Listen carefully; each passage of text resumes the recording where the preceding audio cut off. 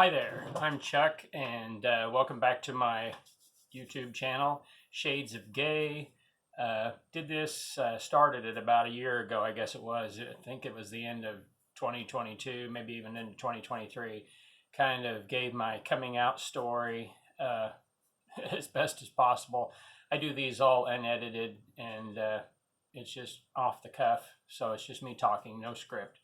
And I'm up here in my we redid our attic. This is a 1912 home, and my husband and I, Chris, we moved in here in 2016, and this was just a dead air space with a bunch of junk and garbage from all throughout the years, with a lot of nasty insulation and stuff. So we cleaned it all out, kind of gave ourselves another little half story up here, so it's kind of a neat little room to come up to and use as an office.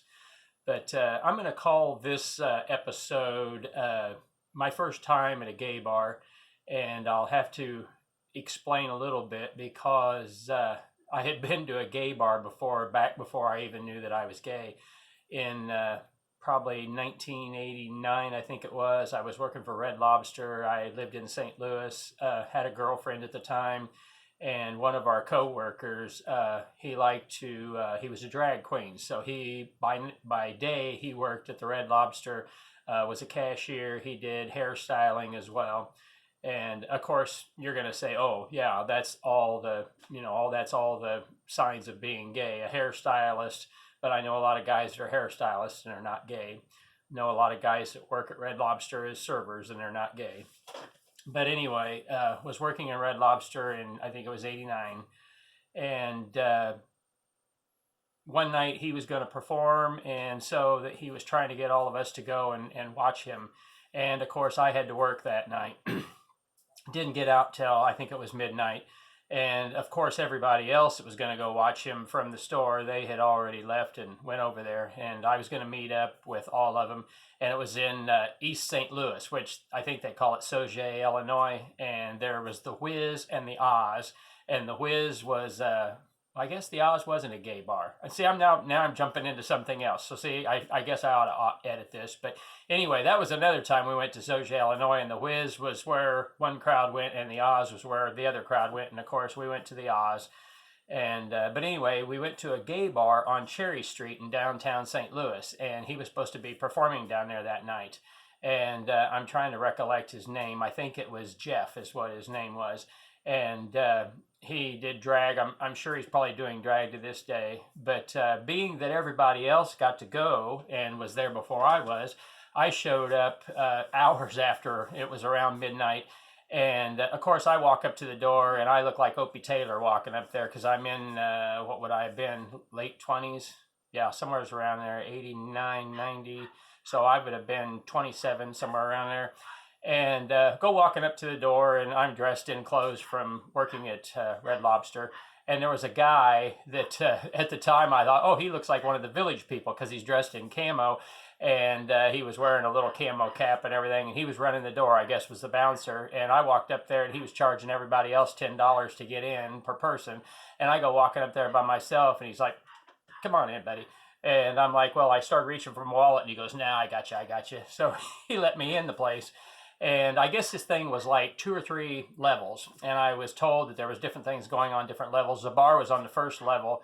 And so I'm looking around. I don't see any of my friends. And I'm like, oh, okay, this is interesting. So where's everybody at? And I start asking around. Somebody said, oh, the show's up on the second floor. And I'm like, oh, okay. So now I got to go to the second floor. So I start up these stairs, and they're winding around. And I see people coming back down the other way. And they're looking at me kind of oddly, like, what are you doing here? So I don't know if I just looked like I was a newbie and it was my first time in a gay bar or what. But, guys, gals, there was just a mixture of everybody because it was drag night, I guess, for the drag queens to come out and put on a drag show. And there was a lot of straight people in the bar as well because straight people like to see drag shows. And anyway, so I go peeking up around the corner, and I see the stage, and I see these guys up there, and they're performing. And finally, somebody must have caught their eye because one of our guys in the group hollered and said, hey, come on over. And so I went over and sat down, and it was about 5 minutes into it, and then it was over. And I'm like, okay, so it's over. 12:30, 1 o'clock in the morning. I thought that was kind of odd. But anyway, so they all decide we're going to go back downstairs and we're going to play pool. So we're standing down there, and the girl that I was dating at the time, she'd already been there. And we were kind of hanging out over by the bar, and one of the guys was over there by us, and you could just tell he was nervous. He was probably maybe 19, and he goes, "This just bothers me. It bothers me." You could tell he was a straight kid in a gay bar, and it was bothering him. And it was so funny. He said, "I think everybody's looking at my crotch." And I'm like, "Buddy, you're playing pool, and you keep going over there, and you keep bending over, and you're playing pool." And I'm like, "They're not looking at your crotch. If you're over there bent over, they're looking at your ass." So anyway, that was funny whenever I was talking about it to him, and he was kind of homophobic as well, as I'm sure I was at the time.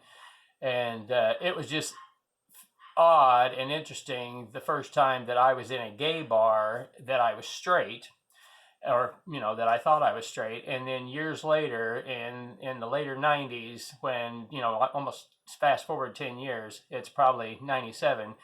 And no, it wouldn't have been 97, be the 97, 98, 99, because I remember it was 97 when I realized that there was something different, and I fought for 3 years, so it would have been around 2000. So okay, so it would have been around 2000. And I wanted to go see what a gay bar was all about. And so I went to one in Kansas City, and it was kind of, I wanted to pick one that didn't have the drag queens going on. So I didn't go to Missy B's, and I didn't go to, there was a Western one that was called Sidekicks at the time, but there was another one called the Dixie Belle. And everybody that I was talking to online around 2000, they were saying, "Oh, that's the one you want to go to if you're masculine, or you feel like you want to be around masculine guys." And of course, people look at me and they go, "You're not masculine." And but it's just funny that most of the people that I've worked with that even know now that I'm gay, they call me one of the most homophobic gay guys they've ever met. And that's probably true because it was just the way I was raised. And I don't fly flags, I don't put up banners or anything, but I just have realized that there are shades of gay, of where you want to be in life. You may be one day where you want to be with a gal, and the next day you want to be with a guy, and you just got to figure out where you want to be in your station of life of where you want to be. And so anyway, I go to this Dixie Belle, the leather bar, and as I'm walking up, kind of the same thing happens. It's a Saturday night, and they're asking everybody for their IDs, and they're asking for money. And I go walking up to the door, and this guy is just huge, and he's standing in the door, and I probably look like Opie Taylor, like, "Oh my gosh, what am I doing here?" And of course, then he waves me in, and, "Oh, you can just go on in." So I go in, and I look around, and at this time, I remember the old Dixie Belle off of, I think it was 18th and Main, right across from the Hereford House, which is funny. So you see all these rednecks going into the Hereford House, getting steak, and here you are walking down and making a right and going into the Dixie Belle, the gay bar with guys with leather chaps and everything else on. And they were always saying, "Stay out of the basement. The floors are nasty. They're sticky. It's dark. There's weird things that go on down there." So I'm like, okay, I'm the novice. I'm going to stay upstairs. And there's a little patio outside, and I could see guys going in and going out. And that's probably back in the days when, maybe even in Kansas City at that time, around 2000, you probably couldn't smoke in the building, so you went outside to smoke. And I kind of found a spot at the bar, and I sit there, and people were coming up and walking around and doing whatever. And this older gentleman at the end of the bar, he kept wanting to buy me a drink. And I'm like, "No, that's okay, that's okay." Well, the bartender finally came over and handed me a drink, and he goes, "Here." I think I was drinking a beer, but it was some sort of little shot that looked like lime juice or lemon juice, something. It was kind of green looking. And I said, "What's that for?" And he said, "Well, it's the guy at the end of the bar. He bought you a drink." And I'm like, "Okay." So I'm like, whatever. And thank you, and drank the drink. And he just kind of looked at me funny. And I'm like, "What?" And he says, "Well, when somebody buys you a drink, you're supposed to give them a kiss." And I'm like, "Ew." So I kind of turn and I wave like that, and I'm sitting there, and of course I didn't know the rules of the trade or whatever, so I don't know. He started up a conversation, started talking to me, and I guess since I wasn't going to kiss him, he wanted some sort of conversation. But anyway, it was just an interesting night. And then the bartender, he was really nice. So before the night was over, I bought him a drink. I said, "Well, I'll buy you a drink." And he goes, no, that's fine. Well, I bought him a drink, and as soon as I bought him the drink and he drank the drink, then he leans over the bar for a kiss. And of course, I thought, well, okay, I can do this. So I kind of gave him a quick little peck there on the lips. And so I guess that was my first gay kiss that I can say at a gay bar. And sitting there, and the night goes on, and it gets around maybe 2:30, 3 o'clock in the morning. And this is one of those bars where they serve food, so they're open really late. And it's about time for me to go home. And I had noticed this young guy running back and forth. And I would say young, he was at least 10 years younger than I was. And so he was probably in his later 20s, and I was in my later 30s, almost 40.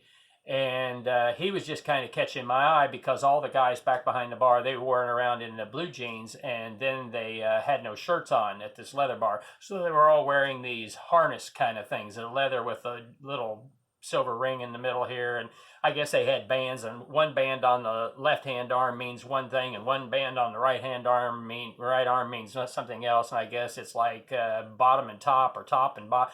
See, I don't even know the whole rules of the trade. And of course, in a leather bar, there's hanky rules, what color hanky you're wearing for what you want. There's rules of where you're wearing your leather bands of what you want.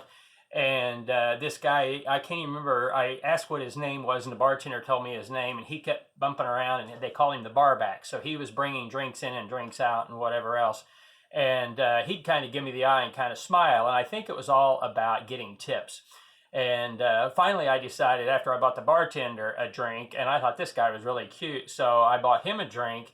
And of course, first thing he did is after he drank the drink, he comes running around and he gives me a big old kiss. And I'm like, oh, wow, that was very different and very interesting. And it kind of turned on little sparks in my head. And it was like, now, okay, I think I kind of enjoy this. And so I asked the bartender for the barback's name, and he goes, he says, and he starts kind of putting him off a little bit. And I'm like, why? And he goes, well, he's straight. And I said, so? I said, I thought I was straight. So I kind of explained myself to the bartender. And I wore a wedding ring even when I was married to my wife. When I was divorced, I've seemed like I've always wore a wedding ring. And then when I got married to my husband, of course, I got my wedding ring on. It's, of course, if it's a different wedding ring. It's one, that my husband gave me. And it was just odd that he was trying to explain to me that there was no traction here because the guy was a barback and he was a straight guy. And I said, that doesn't bother me any. And so anyway, we just kind of flirted a little bit back and forth for another probably half an hour. And then it was getting late, and I thought, well, I got to go. And so he says, why don't you wait around until after I'm off? And I thought, well, this is odd. This guy's straight, and he wants me to wait around until he gets off work. And I'm like, okay, what time's that going to be? And he said, well, by the time we get cleaned up and everything, it's going to be like 4 or 4:30 in the morning. And I'm like, oh, my gosh, I got to drive all the way back, north of St. Joe, north of Savannah, way up there close to Maryville. And I thought, wow, that's going to be a long drive in the middle of the night after I've been sitting here at the bar. And I've had a few drinks, but of course I had eaten some food. And I thought, well, maybe I can handle it. I could stick around a little while longer. And then the bartender kind of heard him. And he's like, well, that's interesting. He said he never has anything to do with anybody because he's straight. And I'm like, oh, okay. So anyway, I waited around, and it got really late, and I was just about ready to leave when he comes bopping out of the bar, and he even thought that I had already left. So he figured that I was gone. And so as I see him coming across and going to his car, I opened my door and I hollered at him, whatever his name was. I'll call him Johnny, but I don't think that was his name.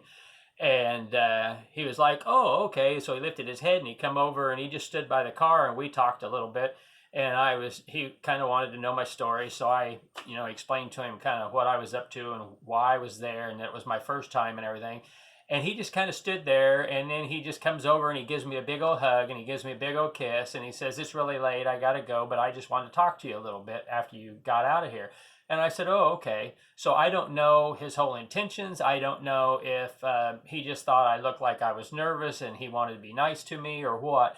But I kind of got a crush on the barback. So every time I went back to the Dixie Belle, I always looked for the same barback. And sometimes he was there, sometimes he wasn't. It was just an interesting time and an interesting way to kind of learn who I was.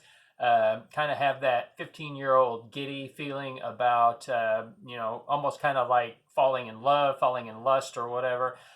Just trying to figure out who I was in life and trying to live an authentic self, because for all these years, I didn't really know who I was. I was living what I thought was my truth, and I wasn't lying to myself. I wasn't lying to others. And I know I had the discussion with then my wife that she thought maybe I should have known. And then she kind of said that some of her brothers kind of pointed things out to her. And I'm like, if you don't know, you don't know.